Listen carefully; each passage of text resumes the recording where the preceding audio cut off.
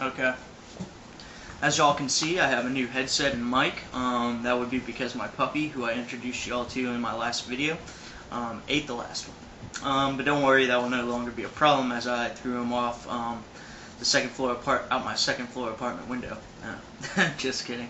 It was the third floor window. Anywho, we're gonna have a change of format here. I'm going to expand my topic selection from solely putting truth or scum in their place to putting others in their place. Mainly because I'm sick of it. These truther motherfuckers obviously can't refute my points, and they haven't been able to come up with even a single valid rebuttal.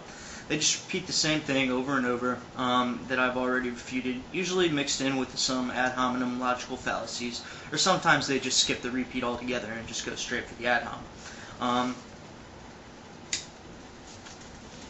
So without further ado, this goes out to Pakistani President Pervez Musharraf. A hearty fuck you, motherfucker.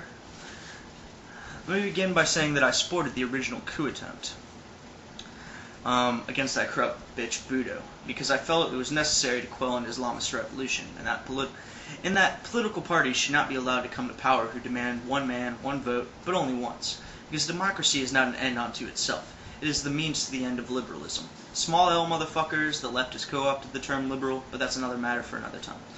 So I digress. So I have to reiterate. Democracy is the means to the ends of liberalism, i.e. liberty, equality, and individualism.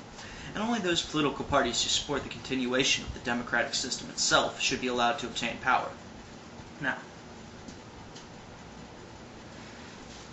my support of the coup was predicated upon the fact that it was meant to maintain and preserve the Pakistani Republic, and because Musharraf promised to abide by the decisions of the Supreme Court. He promised to return Pakistan to full civilian rule, he promised to abide by the decisions of the Supreme Court, and he promised to step down as the head of the military. In this one deft move by dissolving the Supreme Court, he has broken every single one of his promises, and in so doing he has proven that he is not interested in preserving the Republic, but rather interested only in preserving his own power. Now, some might argue that his strawman tactics are still necessary to quell the Islamists.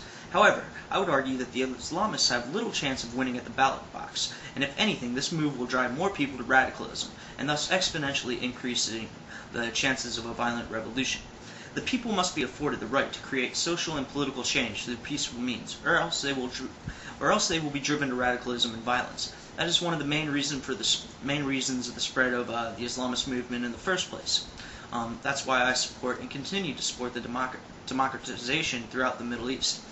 I thought the days of Kissinger-type realists who support stability over what is right were over, but it appears that the neoconservatives aren't in as tight a control of the Bush administration as some people would assert. Yes, Bush has made some token comments condemning the recent actions, but if Bush's words are not backed up by the threat of cutting funding, then they are hollow and meaningless. In closing, I will say that as a man of principles, idealism, and a strong belief in the democratic peace theory, I cannot support any tyrant, whether secular or theocratic, which is why I can no longer support Musharraf. And if Bush is truly a man who believes what he says about liberty, then he will echo my sentiments. Thank you, and good night.